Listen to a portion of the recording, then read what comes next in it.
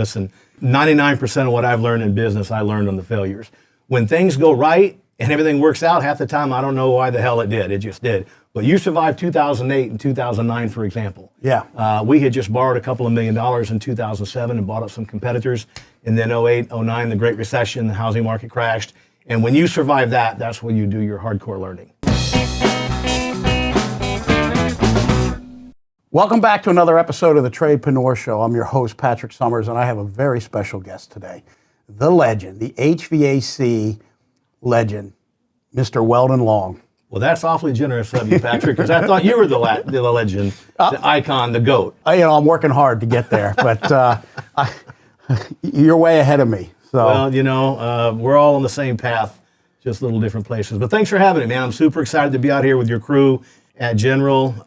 What an amazing crew you have. Great company and beautiful area of Palm Springs. I've been loving it out here. I think I told you my wife and I are actually coming out for a month in January to get out of the Colorado cold. Yeah, and it's a perfect time to be here. Yeah. Perfect time to be here. And you'll quickly realize why so many people come here from Canada and the Midwest that time of year. So, and it's ironic because, for our business, the climate is the hot temperature is the summertime, but we don't have any population here. Right. But then you come into this time, our population goes to over 1 million. Wow. And the weather's just beautiful. We don't really have a heating or cooling season. Unless you're in our business. Then it sucks. Yeah. Hence why you would need to diversify and do some plumbing and electrical and things like that. Which you guys have done a fantastic job of doing, I might add. So, and we've been working together about a year now, right? Close to a year. Yep. So, as you guys know, I'm a big believer in having mentors and using other individuals or organizations to help train not only myself, but the team. And so I've been following Weldon for quite some time through the years. He's written 3 books, right? Yep. And so we have given them to a bunch of the team to read. And it was like, hey, there was an opportunity to engage with him on a level that I think would take us to the next level, help take us to the next level. And we had a few conversations, and I remember the one conversation you said, you strike me as the type of person that you're going to want me on site, right? Well, prior to COVID, for probably 10 or 12 years, I was traveling 200,000 miles a year, speaking, coaching, and keynote speaking and all that, and came from this industry originally. Pretty much everything I know about making money, I learned at the kitchen table across from mom and pop homeowner. And then my second book, The Power of Consistency, as you know, hit the New York Times bestselling list. That opened up my career to a whole bunch of other industries and different things. And I've worked with FedEx and Farmers and Allstate and Comcast and you name it. But I come from this industry, and this industry has really given me everything that I have in my life, because those other opportunities never would have happened. You kind of know my backstory. We can go into that if you want to. But you did strike me as the kind of guy that's like, listen, I want the first class deal. Because after COVID or during COVID, we kind of shifted like everybody else did to doing a lot of stuff online. A lot of my coaching, a lot of my speaking, even keynotes, people were doing online. As we came out of COVID, I realized, man, I really don't like traveling all that much. So we've really shifted a lot of our coaching to online. And then I do events at my car barn in Colorado Springs where we keep the Ferraris and the classic cars and all that. And as it turns out, the guys love it because they get to hang out with the cool cars. At the end of the day, we open the doors, they get to smoke cigars, do whatever they want to do. Yes, but that was not going to be Patrick Summers' program. He's like, I want you on site. And so we've been doing a lot of on-sites, and I think we're going to be on-sites through most of next year. Yeah, but in addition to the on-sites, we do send the team out to Colorado Springs and attend the different classes you have there in the car barn, which is pretty cool. It's really cool. I think a lot of people in the industry know you, but for those that do not, why don't you give us the quick high-level, your story, background, how you got into the industry? Yeah, a quick version is I was a knucklehead, punk, and a thug when I was growing up. Dropped out of high school in 9th grade, started running the streets. By the time I was 23, I had committed a crime, went to prison for 4.5 years. When I was 23 years old, got out when I was 27, was still a 9th grade high school dropout, still a knucklehead, now a convicted felon to boot. Made it about 2 years, went back to prison again for 2 years. Got out again at 30 years old, so spent all my 20s in the Colorado State Penitentiary system. Got out at 30, now I'm a 2-time convicted felon, no skills, no trade, nothing.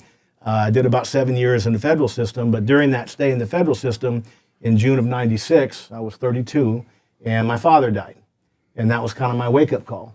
What have I done with my life? I had a 3-year-old son that I had fathered when I was out on parole, so I abandoned my son. And my father he died very young at 59. And I made a decision that I was going to change the course of my life. The next thought I had is, well, how the hell do you do that? How do you turn the Titanic of my life around with no education, no skills? So, Patrick, much like yourself, I started reading. I just started reading books. I'd go to the library and read and tell people. I started with the Bible. I ended with Tony Robbins. Read everything in between. And I spent 7 years educating myself. And in 2003, January, I walked out to a homeless shelter in Colorado Springs and knocked on doors for 6 months. It was hard to find a job with my background and no experience. I was 39 years old by that time. And walked into a little heating and air conditioning company, J.D. Vigil. May he rest in peace. He passed away a couple of years ago. But Jesse Vigil had a little company there in Colorado Springs and said, you know what? I think you're a changed man. I'm going to give you a shot. And I went out my very first month in this business, which was July of 03, and sold $149,000 of air conditioners. Our average ticket was $7,000 back in those days. And did that, ended up opening my own company, building that to $20 million, selling it, started consulting and speaking, and now we own 7 other companies as well. So I keep one foot in the industry, kind of like you. What I respect about what you're doing is that you're teaching, you're educating, but you got a foot in the industry. I'm suspicious of guys that say, look how easy it is to make money in this business. And if it's so damn easy, why aren't you doing it? Why are you just selling your training? So I keep a foot in both industries. Yeah, and that's such a good point, because in this industry, I call them the young guns. These guys, they've never been in a gunfight, right? and they get out there and they start a business. They have a little bit of success, may have a whole lot of success, but all of a sudden, what they haven't had is failure. And they get out there and they want to start lecturing and teaching people, which I think, look, I'm fantastic, great, but I really want to hear from somebody who's been through it. Listen, 99% of what I've learned in business, I learned on the failures. When things go right and everything works out, half the time I don't know why the hell it did. It just did. But you survived 2008 and 2009, for example. Yeah. We had just borrowed a couple of $1 million in 2007 and bought up some competitors. And then 08, 09, the Great Recession, the housing market crashed. And when you survive that, that's when you do your hardcore learning. That's where you do the learning.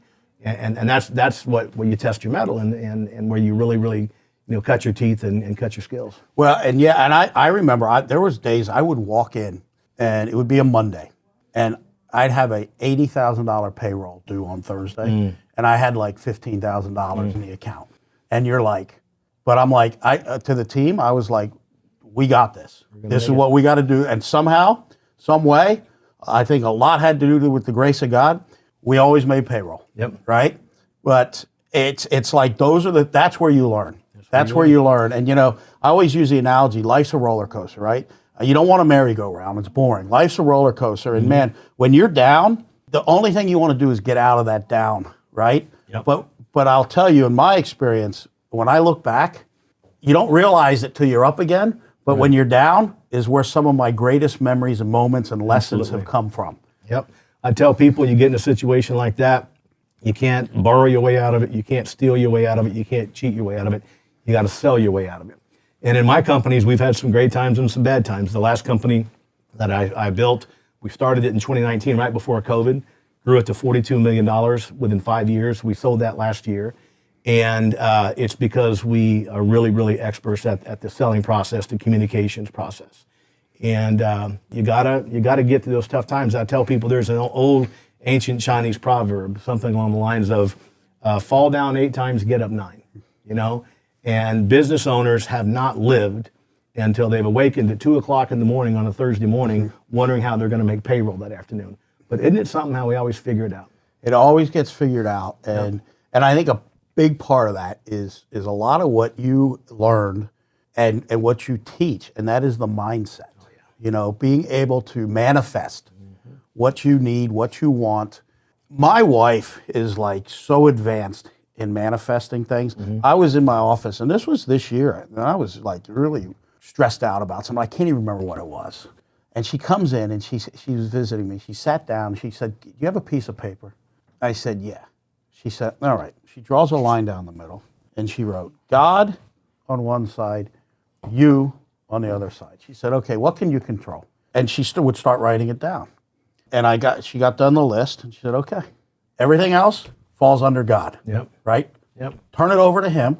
Stay positive, stay focused. She's told me many times, get your head out of your ass. Yeah. Right? But it's amazing. She has a healthcare business, and she will literally say, she would tell her team, I remember one day in particular, we're gonna get 3 new clients today. Yeah. And 4 o'clock comes and the team's like, oh man, I was really excited. I thought we were gonna get 4 new clients. And this was when she started out. Within 30 minutes, the first client came. Yeah. And by 6 o'clock, they had 3 clients. Yep. And my wife, while the rest of the team was like, oh man, well, I was hoping for it. My wife's like, hey, the day's not over. Right. The day's not over. And I'm just like, the team says, I say, how do you do that? But I'm learning more and more on how to do that. But yeah, but you just figure it out. But you always got to believe. Yep. You got to believe, and that's a big thing. And back to the success and failure. There's a popular saying, at least if you're in the right circles, I think is success leaves clues, right? Always. But failure leaves clues too, right? And if you can pick up on the 2 clues. It doesn't mean, like in my experience, like if I read a book, I had this young kid, he was reading books and he was like, yeah, I'm reading these books because I'm not going to make the same mistakes as them. I'm like, you know what? All these books are going to do, you might avoid some mistakes, but they're going to help you realize quicker when you're in the mistake. It doesn't just because you read about somebody else's struggles doesn't mean you're not going to have your own. The mistake is the great educator. And yours is going to come wearing a different outfit. Yep. And you won't realize it till you're in it, but you'll realize it quicker, and you'll know you can get out of it. And I just want to comment on one thing. You talked about your wife being in the manifesting. When I first started reading about this stuff in 1996, 30 years ago, when my dad passed away, at first to me, I thought it was this mystical type of, remember the big book that was out about manifesting, I forget the name of it now, The Secret. The Secret. Yeah. All right, and it all seemed kind of hocus pocus and a little bit mystical. When I started studying the neurology of why that happens, then it made sense to me, right? You have a thought, it creates chemicals in the hypothalamus that trigger the corresponding emotion. The emotion drives the behavior. Of course, the behavior drives the results. So that's why we're all products of our expectations. If we think something's going to happen, for better or for worse, it's going to drive the corresponding emotions. That's going to drive corresponding behaviors, and that's the result. It's a self-fulfilling prophecy. It's why your mother always said, be careful what you wish for. You don't have to be a neuroscientist to figure this stuff out, although I've met with many neuroscientists, real neuroscientists. I remember one time this guy, Ed Nottingham, PhD, clinical psychologist, neuroscientist, calls me up when the book came out, and he said, Mr. Long, I got to tell you, this book, The Power of Consistency, is the simplest explanation of the neuroscience behind decision-making and results, and the principles that are the underpinnings of rationally motive behavior therapy I've ever read in my life. And I said, there's a name for this shit? It was like, it's all common sense. But since in the last, that book came out, I think 2012 or 2013, something like that. But it's been reinforced by people, that are really smart in that line of work. My stuff is from the street level because that's where I come from. Right? I tell people I went to State Penn, not Penn State. That's where I learned my rules. But at any rate, you're right. It is very, very powerful. Your wife's exactly on point. But I always like to stress to people, it's not about the mysticism. It's none of that stuff. It's basic neurology and how the chemical in the brain works. Yeah, and that, to your point, when you first start thinking about it, talking about it, reading about it, you start to think it's some voodoo magic, and it's not. Neuroscience. And that's why I am so conscious of my self-talk and what I say, and then the people that are around me. Because what I learned is, even if I'm telling myself the right things, if I'm surrounded by people that aren't, it's the energy, it's the belief systems, and it's amazing how the subconscious mind goes to work to make things happen that you put out there. Neuroscientists say that the subconscious mind is 10,000 times more powerful than the conscious brain. Think about what we've accomplished consciously, since the history of mankind. 10,000 times more powerful. But here's the problem. As powerful as the subconscious mind is, it's a lousy judge of character. It'll act on negative stimulus, negative ideas just as effectively as positive stuff. If you ever had the situation you're trying to figure out a problem, you just can't figure it out, and all of a sudden at 2 o'clock one morning you wake up, boom, there's the answer. That's because the subconscious never stops trying to figure it out. But it'll figure out negative stuff too, and that's why you have to do exactly what you just said. You have to be so careful about the influences, the books, the TV, the people, anything going in there, because the subconscious mind is a lousy judge of character. Yeah, that's well said. Well said. Let's talk about the book. So you wrote 3 books. Now, the one book that I love, and I've read it in meetings, parts of it, and I talk about this guy all the time, but Joe the Concrete Guy. Right? I'm telling you, I think all 3 of his books are amazing. You should read all 3. Yes, but I agree. I would say that if you are in the trades, especially if you're somebody that is hung up on selling, you read Joe the Concrete Guy. I mean, it will totally change your belief system. Because it's so simple. It's so simple. So the story you're referring to is when people think about a sales process, they think high pressure, they think script, they think straitjacket. Nobody wants to do that stuff. So I lived up in the mountains west of Colorado Springs for many years in a small town called Woodland Park.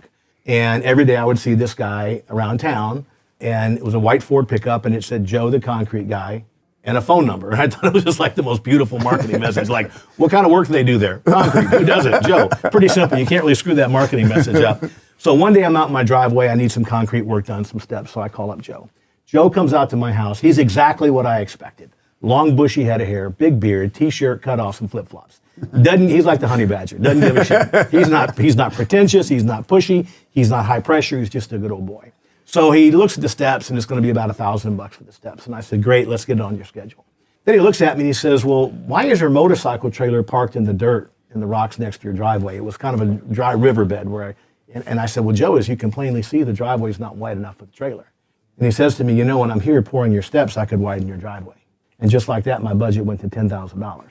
And so afterwards, I asked him, I said, Joe, where'd you learn to do that? And he said, you see my truck out there? I said, yeah. And what does it say? I said, well, it says Joe the Concrete Guy. He goes, yeah, the operative word is concrete. It doesn't say Joe the HVAC plumbing window, siding guy. It says Joe the Concrete Guy. This is all I know how to do. It's all I've ever known how to do. Then he said the magic words. He said, I learned a long time ago that if I'm going to feed my family, if I'm going to pay my bills, I have a very simple job. Every time I walk onto a piece of property, I look for every problem that concrete can solve, and I tell the homeowners. There's your magic formula. And I was talking to your guys this morning. Our job is real simple. Every time you walk in a house, you guys offer just a vast array of services, not just the plumbing, the electrical, the HVAC, the standard stuff, but the lighting and the water filtration and the this and the that and the other. Like, our job is simply to go in there and look for every way we can improve the quality of life for a homeowner, every problem that we can solve for them, and tell them about it with the expectation that no is a perfectly acceptable answer. Because the answer is always no until we ask. And it's such a simple process.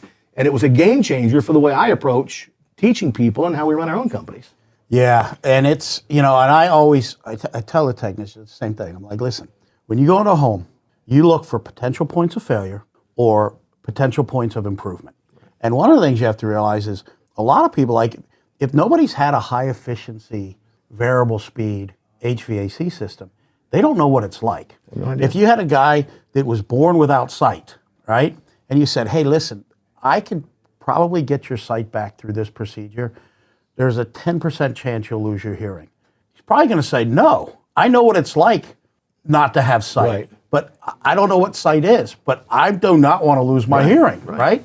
Now, you give that guy sight and he's got hearing and he's never had it, now he's like, wow. Yeah. And it's kind of like, I just talked to somebody, a woman used to actually work for us.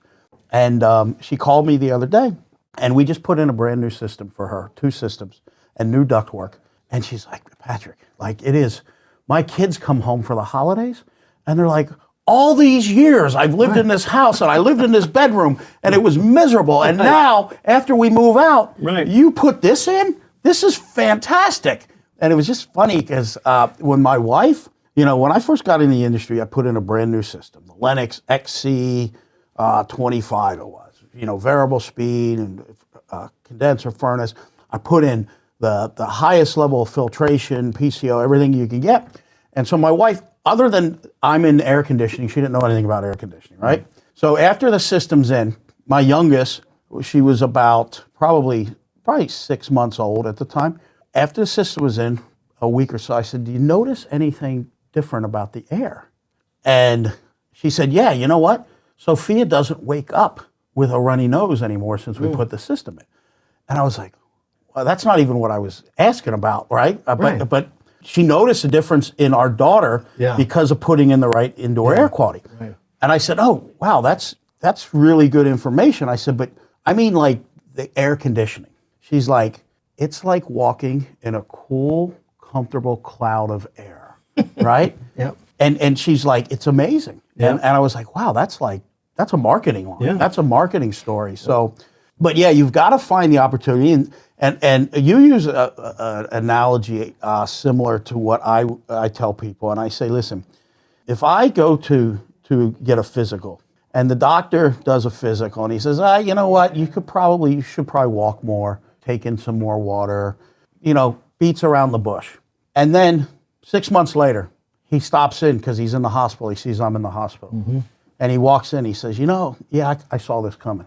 Yeah. You'd be like, what do you mean you saw it coming? Why didn't you tell me? Why didn't you tell me? Oh, I didn't want to give you too much bad news. But wait, I could have prevented this? Right. If you told me, I'm mad at you now, Yeah. right? At least give me options. Yeah. And that's what I tell the technicians. Like, you have to go in, because there are technicians who will be like, well, I don't want to tell them everything, because Right. they're going to think I'm trying to sell them. And no. God forbid. You make the decision, Mr. and Mrs. Homeowner. I'm just going to tell you what is a concern to me, and you decide what to do with it. Yep. And then that way, 6 months later, when the system breaks down, they can't say, why didn't you tell me? Right. So Right. it's all a mindset thing. How do Yeah. we look at things? How do we approach things?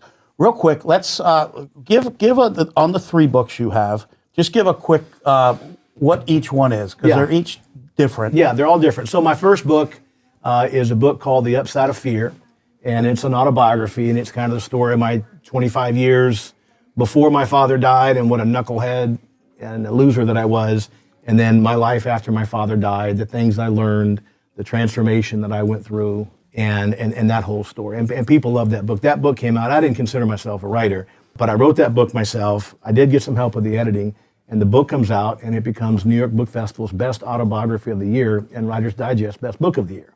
Me. Wow, that's That's awesome. ninth high school job. Then I got a book deal with Wiley & Sons, which is the biggest business book publisher. I self-published my first book. I got a 2-book deal with them, wrote The Power of Consistency.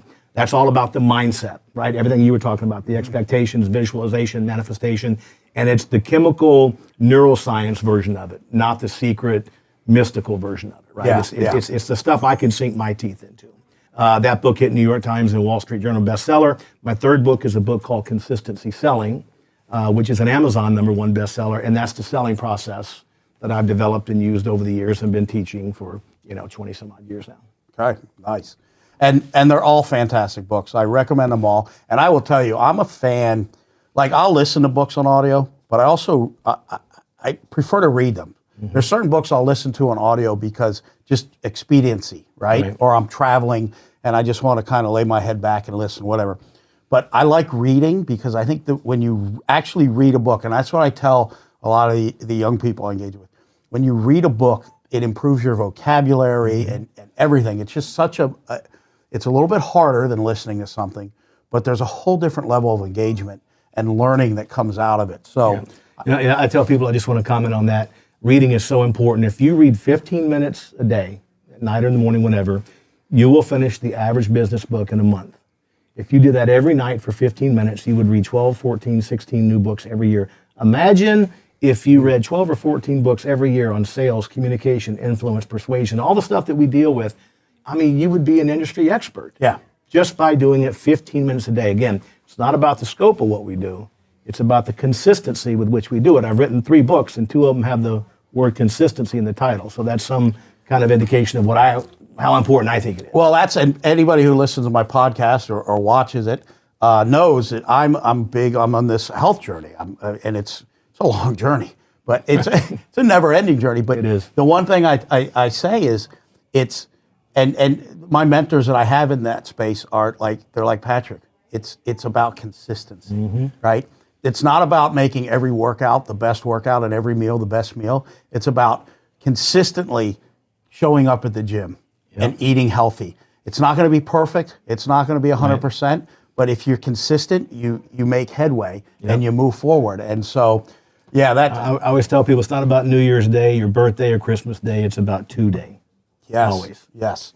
So well said. You've got something new you're working on? It's coming out? Yeah. So you may know Gary Alex, who is another legend in the industry. In fact, I've been doing it 20 5 years or so. Gary's been doing it for 40 years, came out of college, went to work for Lennox, went to work for, buying and selling companies for them. He's had numerous of his own companies. So he and I are launching the Contracting Edge in January. And the Contracting Edge kind of combines my sales expertise and the things that I do and kind of the stuff we've been doing for your company. And he focuses more on the marketing, the budgeting, the annual planning, and the business and financial side. And so, be out there looking for it. We'll be launching a bunch of stuff in January.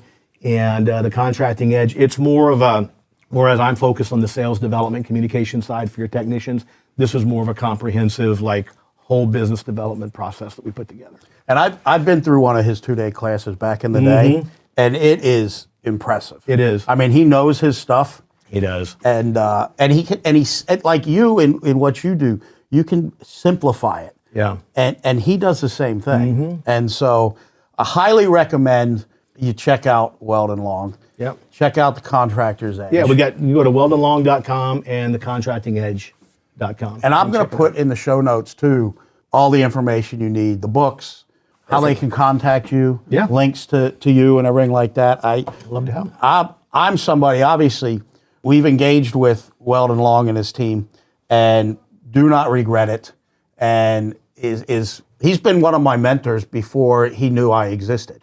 You guys know I've talked a couple episodes back about mentors and how important it is to have mentors. And I think the one thing people kind of forget or don't realize is that your mentor doesn't have to be somebody that even knows you're alive. I mean, you had many mentors. I was in prison. I was in books. I promise you, Stephen Covey and Tony Robbins didn't know I was alive, sitting up in my prison cell reading their books. Yeah, and that's you can have mentors, and everybody should have mentors.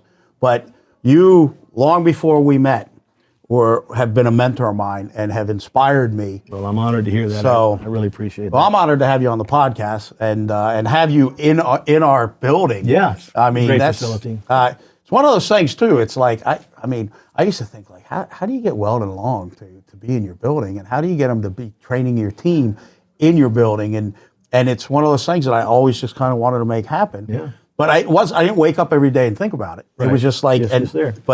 And it came together. Now you got me on your speed dial, you bark an order, and I jump. Yeah, well, I'm honored. I really appreciate you coming on this podcast. Likewise, it's a privilege. Before we go, and this is kind of on the spot, but what would be the one thing you can say to anybody out there that's in the trades trying to level up? Or, you know who I really like to speak to is that guy out there who took the risk, started a business out of his garage, whatever, and now he's in the truck. He's trying to get out of the truck. That's a leap. Yep. And most people struggle to make that leap because it's uncomfortable and it's scary. But what would be any parting advice? The first thing I would say is two components, because there's always the mindset component and the process component. Mindset-wise, understand that your expectations create your reality. Think about what you think about before you think about it. On the process side, build an organization chart. I don't care how small your company is, build it out how you expect it to look in 3 years, 5 years, whatever the case is. Your name's going to be in a lot of those boxes. It's basically the E-Myth, right? That book talks a lot about this. And Ken Goodrich has done a book on the E-Myth for contractors. Build that org chart. See exactly what that company needs to look like. Then you get to decide, I like this part of my job. I'll keep myself in this box. But I need a service manager, or I need a salesperson, I need whatever.